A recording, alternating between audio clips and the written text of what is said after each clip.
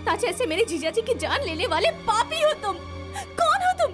उनसे क्या दुश्मनी थी तुम्हारी? उनकी जान क्यों ली तुमने? मेरी दीदी का सुहाग उजाड़ दिया, एक बच्चे से उसका बाप छीन लिया, मेरी सारी खुशियाँ छीन ली तुमने। क्यों किया ऐसा? भगवान तुम्हें कभी माफ नहीं करेंगे। तुम बर्बाद हो जाओगे, बर्बाद हो जाओगे तुम। Shut up! कौन है देवता? तुम्हारा वो जीजा? वो देवता है? देवता का मुखौटा लगाया हुआ शैतान था। वो कोई शरीफ नहीं था, औरों की खुशी छीनने वाला नीच था। वो मनुष्य नहीं था, मनुष्य के रूप में एक जानवर था।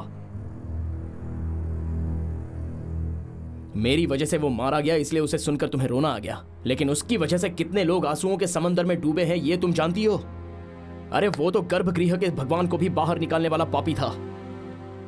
इस धरती पर जब अन्याय और असत्य तांडव कर रहा था, तब जैसे श्री कृष्ण ने अवतार लिया था, अच्छों के लिए मर्द बनकर, दुष्टों के लिए शेर बनकर, उन्हें जड़ से उखाड़कर चिता में जलाकर समाधि बनाने के लिए इस धरती पर पैदा हुए थे मेरे पिताजी नरसिम्हा। स्वतंत्रता लाने वाले गांधी जी ने राम राज्य का सपना देखा था, लेकिन ब्रिटिशर्स ने अपना कब्जा जमाने के बाद हमारे लोगों ने ही हम पर जोर आजमाना शुरू कर दिया। तब गांधी जी का देखा हुआ राम राज्य का सपना सपना बनकर रह गया। उसके बाद रावण राज्य की शुरुआत हुई।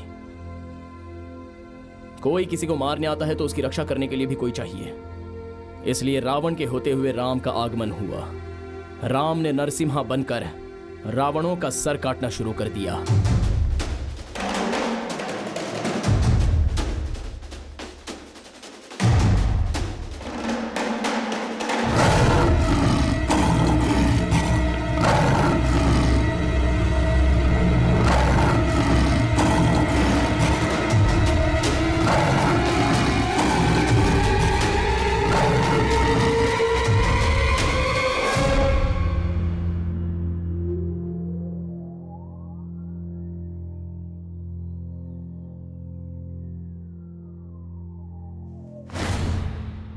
नरसिम्हा,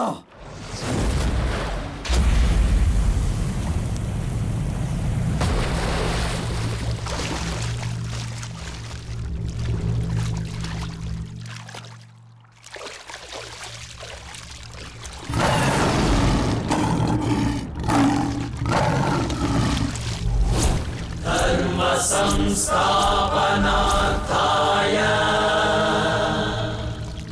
संभवामि युगे युगे। तूने सोचा था जल समाधि लेकर तू जनता से हमेशा के लिए पीछा छुड़ा लेगा, लेकिन तेरी मौत मेरे हाथों लिखी है और यह विधि का विधान है। लोग सोचेंगे कि उनकी भलाई के लिए नरसिम्हा ने अपनी जान दे दी। ये भुजंगा आज इस नरसिम्हा को मारकर एक नया इतिहास लिखेगा।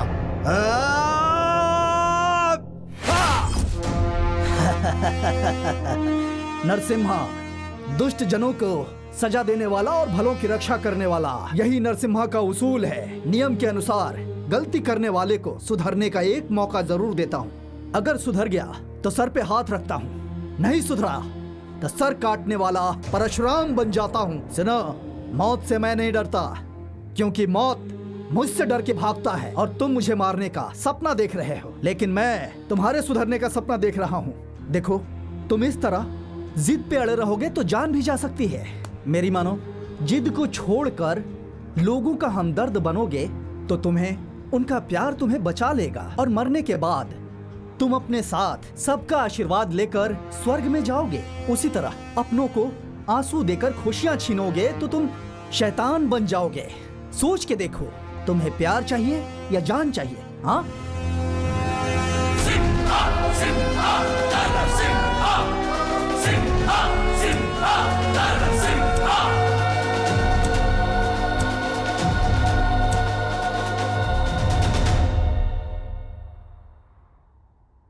राम के चरण छूने से पापों का निवारण होकर पत्थर से फिर से अहिल्या बनी।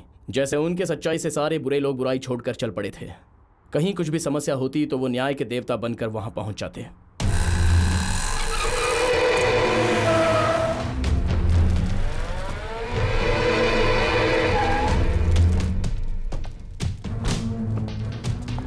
भाई मेरे ऑटो को जला दिया भाई, मुझे रोजी रोटी देने वाले देवता को जला दिया भाई।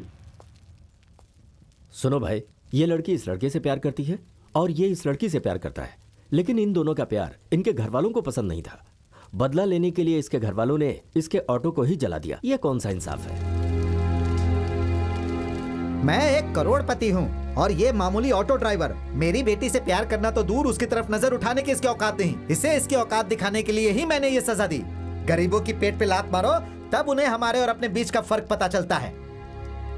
महाशय, आपके पास 100 करोड़ रुपया होगा क्या, या 200 करोड़? चलिए मान लेते हैं 500 करोड़ रुपया होगा। वो 500 करोड़ अपने माँ के कोख से आते समय लाए थे क्या? नहीं ना। धरती माँ के गोद में समाते समय वो 500 करोड़ लेके जाओगे क्या? खाली हाथ आए थे, खाली हाथ जाओगे। इस दुनिया से जब हम ऊपर जाते हैं तो एक ही चीज ऊपर साथ ले जाते हैं, वो है अपनों से मिला प्यार। इसीलिए प्यार को भगवान का रूप मानते हैं। इसलिए अगर प्यार की बेइज्जती करोगे तो भगवान की बेइज्जती करोगे। आपको ये ऑटो ड्राइवर मामूली इंसान लग रहा है, ये सीधा साधा इंसान है। तुम करोड़पतियों से बेहतर है।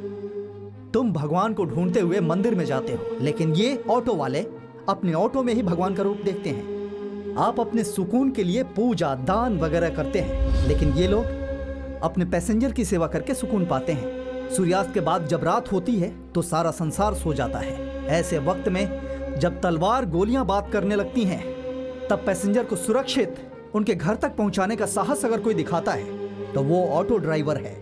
और किसी में इतना साहस नहीं है। आपसे कोई रिश्ता ना होते हुए भी अपनी जान पे खेलने वाला ये ऑटो ड्राइवर तुम्हारी बेटी की जिंदगी बनकर आ रहा है। समझो आपकी बेटी किस्मत वाली है। सच कहूं तो ऐसे इंसान का प्यार मिलना पुण्य की बात है। करोड़पति होने के घमंड को दिमाग से निकाल कर सोचो। तुम अपने पैसों के दम पर इनके प्यार को हरा सकते हो, लेकिन प्यार से सारी दुनिया को जीत सकते हो। दौलत का नशा मेरे सर पर चढ़कर बोलने लगा था। आपने उसे नीचे उतार दिया भाई। अब आप ही इन दोनों की शादी करवा दीजिए। ठीक है, जैसी आपकी मर्जी। भाई, ऑटो वालों को हर कोई मामूली इंसान समझता है। आप उन्हें इज्जत देकर इतना ऊंचा उठा रहे हैं। इस तरह आप एक मिसाल कायम कर रहे हैं। मैं चाहता हूं आप ऐसे ही करते रहें, ताकि हम जैसों को जीने की प्रेरणा मिलती रहे। हम आपके सम्मान में एक छोटा सा कार्यक्रम करके आपको सम्मानित करना चाहते हैं। आप कृपा करके वहां पर आ जाइए। देखिए, कर्नाटक के लिए हो या पूरे भारत के लिए, ये हाथ हमेशा आपके साथ